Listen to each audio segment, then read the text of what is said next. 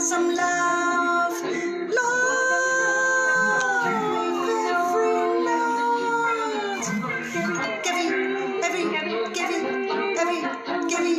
Every note some love, love every note.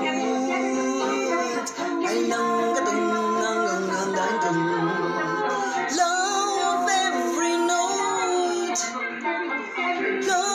every note, love every note.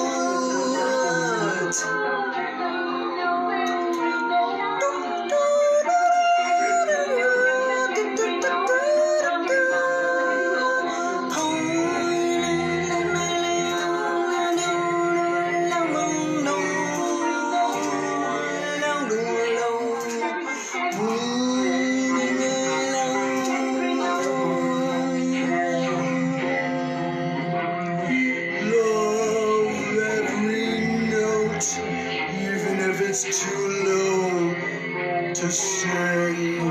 It still means something to some creature out there, including the smoke molecules.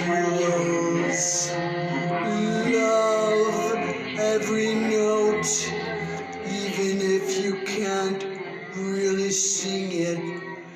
Send that love to the smoke molecules cavorting in your lungs. It's Friday. I have a lot of delay here. Wow! And I'm making stuff up. Today is Arvo Pärt's birthday. He's a fantastic composer from Estonia. Look his stuff up. It's phenomenal. He's just gorgeous. Does these long streams of things. I'll probably do some more nods to Arvo Pärt as the day goes on. You know what he says? And I have to agree with this. All important things are simple. Tutte le cose importanti nella vita sono semplici. And you can really hear that in his music. He's got this sense of balance that really you find in nature, and maybe you don't understand how things balance, but it works. Anyway, so I dedicate this simple song to Arvo Pärt.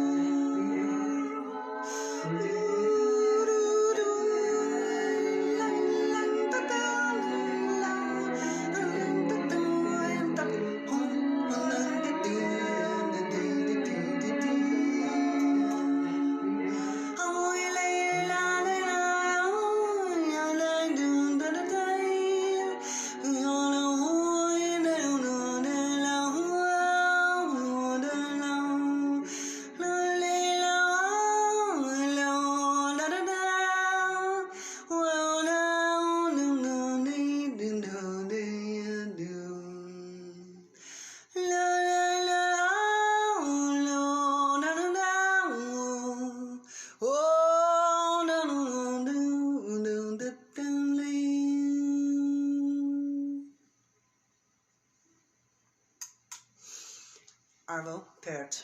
You know what he says? He says, one person prefers a flower in his vase, another a thistle. You have to admit, this is beautiful too. I happen to love thistles. And actually, my bow has a silk tree, and they look like thistles, but they're not. They're very soft. And thistles can be soft. Thistles are very beautiful. They're complex creatures, a little bit like the coronavirus. Interesting that. Spiny and pokey, but also, you know, full of life and full of spunk. That's what thistles are. So this song is going to be the thistle versus the flower. Here we go.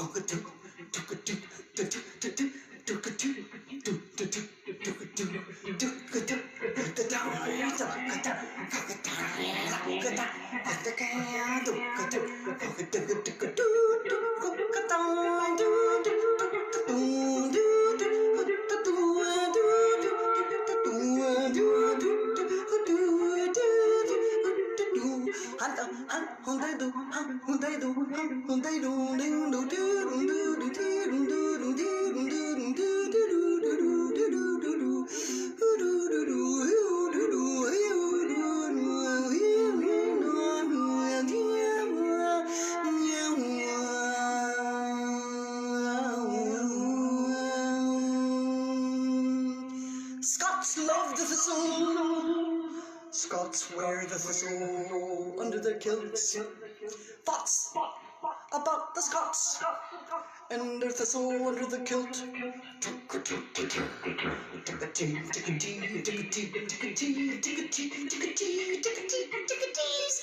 love the thistle. It's their national flower. They wear it under their kilts. If they're special thistle, I'm gonna wrestle with your thistle. Thistle wrestling. Thistle wrestling. Thistle wrestling. Thistle wrestling.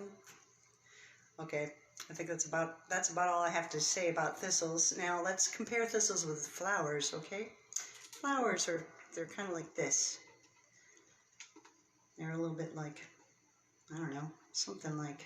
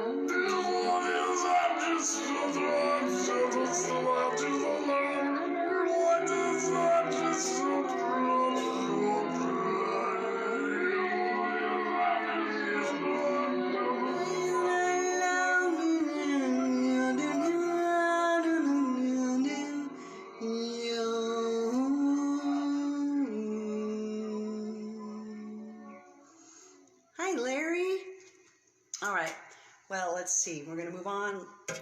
Today we're working with quotes from Arvo Pärt. Pretty, okay, so here's one. It's, I find kind of interesting because I've dealt with some friends passing on in the last months, and I feel like death is, Great Spirit says when it's time for us to go, and who knows when that's going to be. But you might as well be ready for it, right? I'm ready. I've had a great life. Not that I'm going to go, but anyway, Arvo Pärt says, "It is said that God suffers men to live only as long as it is important for them to come to know the truth. It is also said that when someone dies, whether they be young or old, that moment has been chosen as the best time to die. Therefore, the last moments before death are very precious, very important, for at that time things can happen which have not come about during a whole lifetime." So I think that's an interesting concept, you know. You hear a lot about those last moments and seeing your life flash before your eyes and all that. Who knows? Anyway, in italiano si dice che Dio permetta agli uomini di vivere solo fin tanto che è importante per loro conoscere la verità. Si dice anche che quando qualcuno muore, giovane o vecchio che sia, quel momento è stato scelto come il momento migliore per morire. Pertanto gli ultimi istanti prima della morte sono molto preziosi, molto importanti, perché in quel momento possono accadere cose che non si sono verificate durante tutta la vita. Durante tutta la vita, durante tutta la vita, si capisce una cosa sola, che si va dalle vita alla morte. Durante tutta la vita si vede delle cose confuse. Durante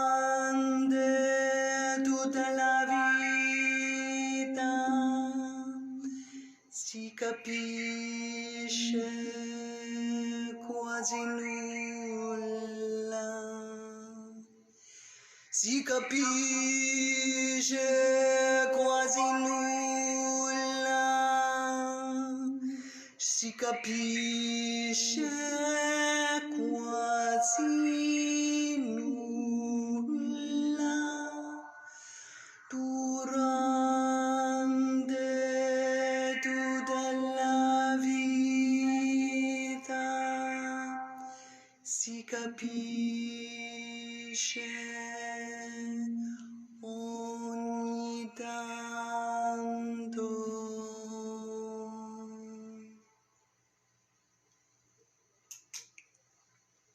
Well, here we are today. Happy Friday. That was a little grim. We're here in the Pacific Northwest. Unbelievable spontaneous fires exploding. Literally 300 acres blew up into flames on Monday in a very short amount of time. The climate change is quite real. And I just learned last night that this is the year of El Nino. Oh boy. So we're going to have some really great storms this winter. So I hope that you're all ready to make lots of field recordings and embrace nature. Nature is adjusting her panty lines right now, and we are paying for it because we're the ones to snap the panties in the first place. That's my personal opinion. That's just what this is only my opinion. It's just what I believe. Okay, moving on. Oh yeah, I like this one. I was actually listening to one of my compilation CDs called Greatest Hits, which I think came out, I don't know, in 2099 or something like that. And that's from 20 years ago, and the songs sound like they were written a while back when I was younger and not exactly optimistic, but whatever. Anyway, so here's the quote. I just came across this and I thought that's great. My works, says Arvo Pärt, my works are like my children. I would never disown the early pieces, but they worry me. I have no calm about these particular children of mine. Isn't that interesting? He finds his early works unsettling. And I have to say, I always had fun making up noisy stuff and working with my reel-to-reel and my sound-on-sound adapter and doing incredibly noisy mono recordings, which I'm hoping to release actually sometime soon. They're really noisy from like when I was 20. So they don't worry me, but I do find them kind of amusing. But poor Arvo, he gets worried about his children that are songs. Anyway, so my works are like my children.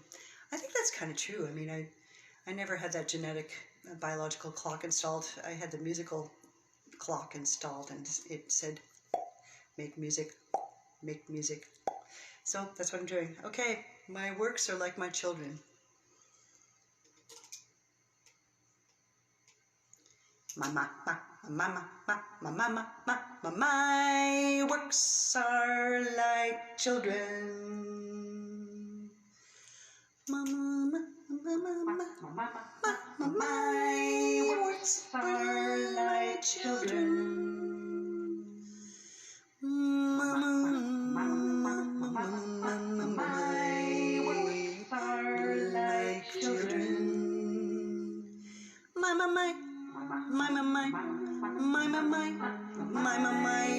works are like children. My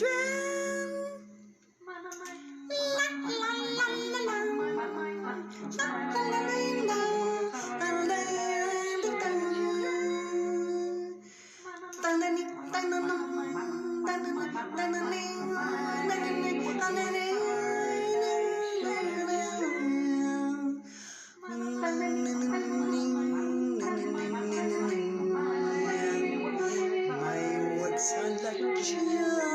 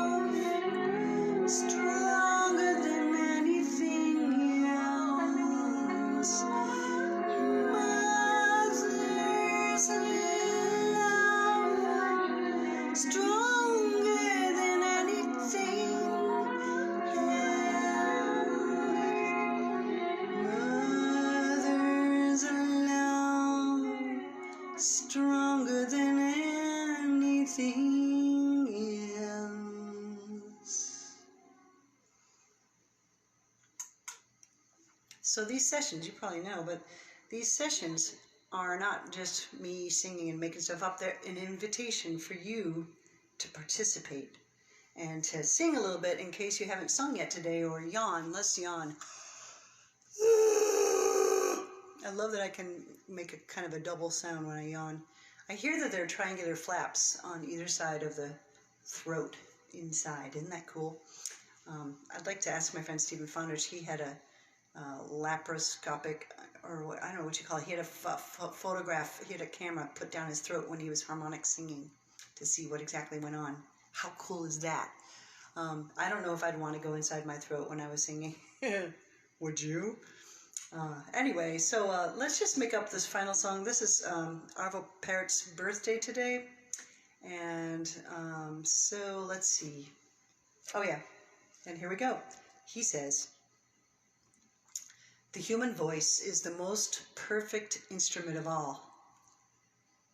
The instrument that is closest to us, and we respond to its finest nuances. La voce umana è lo strumento più perfetto di tutti, lo strumento che ci è più vicino e noi rispondiamo alle sue sfumature più sottili." I think that's kind of true. I mean, it's interesting. I love singing. I love exploring, and seeing what variation I can get. And that's what I love doing when I teach voice, especially, is getting people to explore the amazing palette of sounds. So why don't we start simple? And here we go.